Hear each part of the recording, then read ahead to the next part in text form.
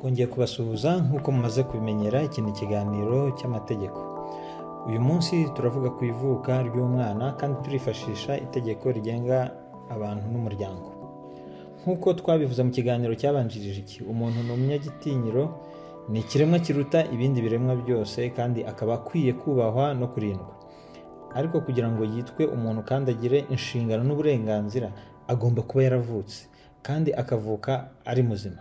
Twibukiranye ko ubushize twarebeye hamwe umuntu icyo ari cyo, cy'amadini amuvugaho, cy'abashakashatsi bamuvugaho, cy'amategeko amuvugaho, tugasanga ari umuntu utandukanye n'ibindi biremwa, tugasanga ari uyoboye ibindi biremwa byose. Ariko rero tugiye kureba agira uburenganzira, agira ubuzima gatozi ryari. Ni igihe amaze kuvuka kandi akavuka ari muzima. Umuntu wese wavutse ari muzima aba afite abo akomokaho, baba bazwi cyangwa batazwi. Byanze bikunze aba afite abo yakomotseho. Ubu bubasha agira nk'umuntu nibwo bwitwa ubuzima gatozi, nk'uko itegeko ry'umuryango ribiteganya mu ngingo yaryo ya 2 agace ka 17. Ubuzima gatozi bw'umuntu ni ububasha umuntu wese agira kuva akivuka kugeza apfuye bwo kugira uburenganzira n'inshingano. Ububasha umuntu abugira akivuka kandi bukaba ari bwo shingiro ry'uburenganzira mbonezamubano. Uburenganzira mbonezamubano, le droit civil, ibintu umuntu agiraho uburenganzira mu buzima bwa buri munsi, kuba wasinya amasezerano, kuba washaka akazi, kuba wagira uburenganzira ku butaka, kuba wazungura, ibyo byose ubibona kuko ufite ubuzima gatozi. Iki kintu cy'ubuzima gatozi tucyumve.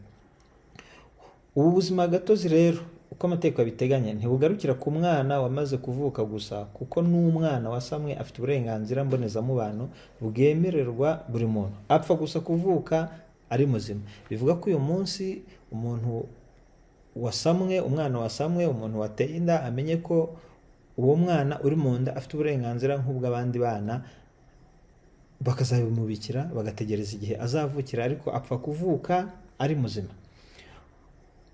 Ubu bubasha umuntu abugira akivuka nk'uko tumaze kubibona.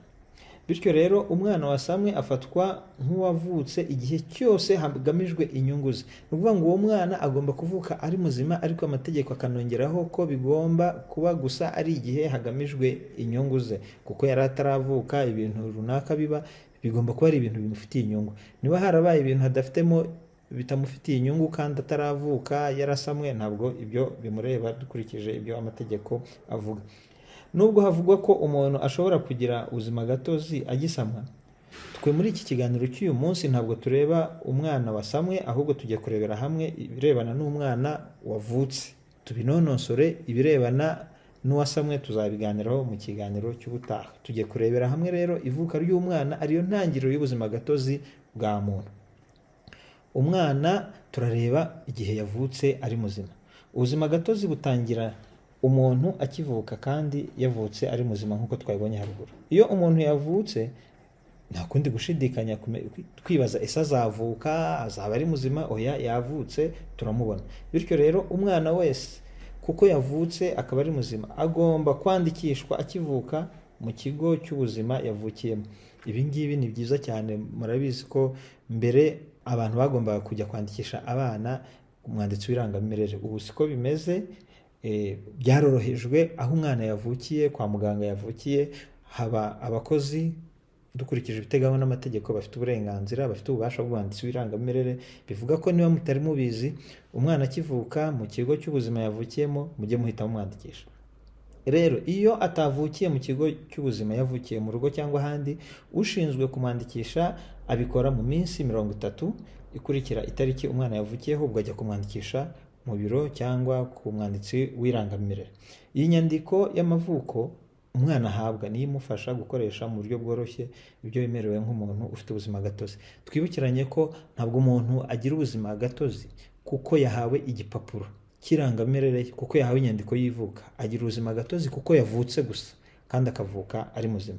Mu gihe rero izi nyandiko ahabwa nizimuhesha uburenganzira. Niba ugiye ahantu bakagusaba inyandiko y'amavuko kugira ngo barebe uwo uri we, barebe ubuzima gatozi bwawe, iyo ni inyandiko igufasha. Ariko kuba waravutse, kuba uriho uri umuntu, ubwabyo birahagije. Uba ufite ubuzima gatozi, ufite uburenganzira ku bintu byose biteganywa n'amategeko kandi nawe wemerewe. Nk'uko tumaze kubibonera hamwe, kugira ngo umwana agire ubuzima gatozi ni uko avuka ari muzima. Ibi rero byumvikana neza ko umwana wavutse apfuye cyangwa wapfuye akimara kuvuka nta buzima gatozi aba afite. Kugira ngo umwana agire ubuzima gatozi agomba kuvuka kandi akavuka ari muzima. Iyo avutse yapfuye nta buzima gatozi aba afite. N'iyo avutse akimara kuvuka agahita apfa ako kanya nta buzima gatozi aba afite. Uyu rero tumutandukanye n'umwana wavutse ari muzima ariko agapfa atarandikwa. Twibukiranye ko hejuru twabonye ko kugira ngo umuntu agire ubuzima gatozi bidasaba ko abanza kwandikwa mu bitabo, ahubwo kwandikwa mu bitabo by'abavutse akabona n'icyangombwa cy'amavuko. Izo nyandiko zimufasha gukoresha neza ubuzima gatozi bwe aho bikenewe. Rero iyo umwana yavutse ari muzima ariko agapfa atarandikishwa, itegeko ribivugaho iki? Ibi bisobanura igihe umwana yavutse ari muzima ariko abashinzwe kumwandikisha mu bitabo by'irangamimerere bagatinda kubikora maze agapfa bataramwandikisha. Mu by'ukuri uyu mwana aba apfuye ariko yarabanje kugira ubuzima gatozi kimwe n'abandi bose, kuko aba yaravutse ari muzima ariko nyuma akaza gupfa. Ntabwo yapfuye ako kanya akivuka. Twibutse ko umwana atagira ubuzima gatozi ari uko yanditse mu bitabo by'irangamimerere, ko ahubwo abugira akimara kuvuka. Apfa kuba yavutse ari muzima. Iri jambo hose riragarukamo kenshi, apfa kuba yavutse ari muzima. Niyo mpamvu amategeko ateganya ko, aha turasoma, umwana wavutse ariko ivuka ntirimenyeshwe umwanditsi w'irangamimerere kubera uburangare cyangwa izindi mpamvu, hanyuma agapfa, ivuka rye rigomba kwandikwa mu gitabo cy'abavutse kandi rikanandikwa mu gitabo cy'abapfuye. Aho icyo bishaka gusobanura ni ukuvuga ngo umwana arapfuye ariko yari amaze nk'ukwezi kumwe avutse, ariko muri icyo gihe wenda ntiyavukiye kwa muganga, ntibamwandika ahantu na hamwe, n'ababishinzwe ntibajya kumwandikisha, arapfa. Yakagombye kuba yarandikishijwe mbere. Kuba atarandikishijwe mbere rero ntibivuga ko nta buzima gatozi yari afite. Bisobanura ko uburenganzira bwose abantu bose bahabwa kwa kwezi kumwe yamaze ari kuri iyi si atarapfa, ari umwana w'ukwezi kumwe, ibyo bintu byose abifiteho uburenganzira. Niyo mpamvu agomba kubanza akandikwa mu gitabo cy'abavutse, noneho nyuma akandikwa mu gitabo cy'abapfuye. Ariko twibukiranye ko uwo mwana aba afite ubuzima gatozi. Noneho twongere twibutse ko uwavutse we apfuye nta nubwo birirwa bamwandika mu bitabo.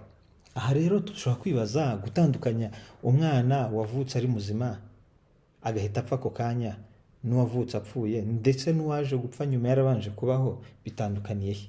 Ibi bifite ingaruka zikomeye mu mategeko, kuko bene uyu mwana ntaho aba ataniye n'abandi bana bakiriho ku birebana n'uburenganzira kuri bwa buzima gatozi twavuze haruguru, ari bwo buha bene uyu mwana tuvuga wapfuye nyuma ariko atarandikwa mu bitabo by'irangamimerere. Bimuha uburenganzira bwo kuzungura ndetse no kuzungurwa.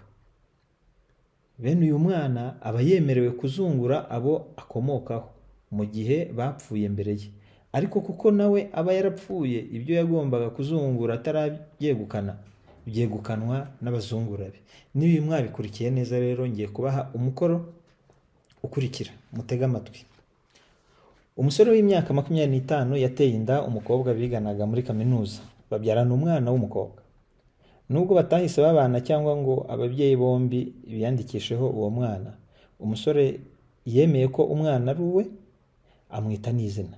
Imiryango yombi ndetse n'inshuti bose bari babizi. Bivuga ko abantu ntabwo basezeranye, ntibabanaga, ariko umusore yemeraga uwo mwana, n'inshuti n'abavandimwe babizi, n'ababyeyi impande zombi bizi ko uwo mwana ari uwo musore. Nyuma y'amezi 2 umwana avutse, ise w'umwana yakoze impanuka y'imodoka arapfa, asiga imitungo ifite agaciro ka miliyoni 30 y'amafaranga y'u Rwanda.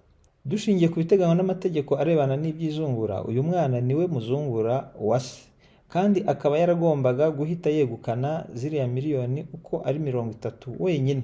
Nubwo ari umwana, ari uruhinja, ise akimara gupfa, kuko uwo mwana yari afite amezi 2, iriya mitungo niye, kuko afite ubuzima gatozi nk'uko twabibonye haruguru. Kuko nyakwigendera nta undi mwana yari afite, kandi ataranasezeranye mu buryo bwemewe n'amategeko na nyina w'umwana. Aha rero nyuma haje kuvuka ikibazo. Wa mwana wagomba kuzungura mu gihe hari hatarakorwa ibarurwa ry'umutungo w'umubyeyi wapfuye, ngo ndetse imwe mu mitungo itimukanwa yandikwe ku mwana, ni ukuvuga ari we muzungura wa nyakwigendera. Uyu mwana nawe yahise apfa, nyuma y'ukwezi kumwe gusa ise nawe apfuye. Birumvikana ko uyu mwana yari amaze kugira amezi 3 y'amavuko. Aha tubisubiramo mubyumve neza, ni ukuvuga ngo umugabo yateye umukobwa inda, babyarana umwana, hashize amezi 2 umwana avutse, umugabo arapfa. Wa mwana wari kumuzungura nawe nyuma y'ukwezi kumwe ahita apfa. None ikibazo gikurikira ari nacyo muzasubiza, ko uyu musore apfuye, umwana muto yasize nawe akaba apfuye akiri uruhinja rw'amezi 3 gusa, kandi akaba atarasezeranye na nyina w'umwana. Turibaza tuti ese ninde uzazungura iyi mitungo hagati y'aba bantu bakurikira? Turavuga za miliyoni 30. Ese ni nyina w'umwana uzazitwara kuko umwana yarapfuye n'umugabo yarapfuye?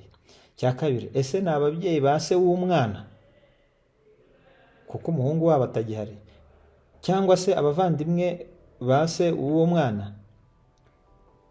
Rero igisubizo kuri iki kibazo kizatangwa mu kiganiro cy'ubutaha hashingiwe ku biteganywa n'amategeko ndetse no ku bitekerezo muzaba mwabitanzeho.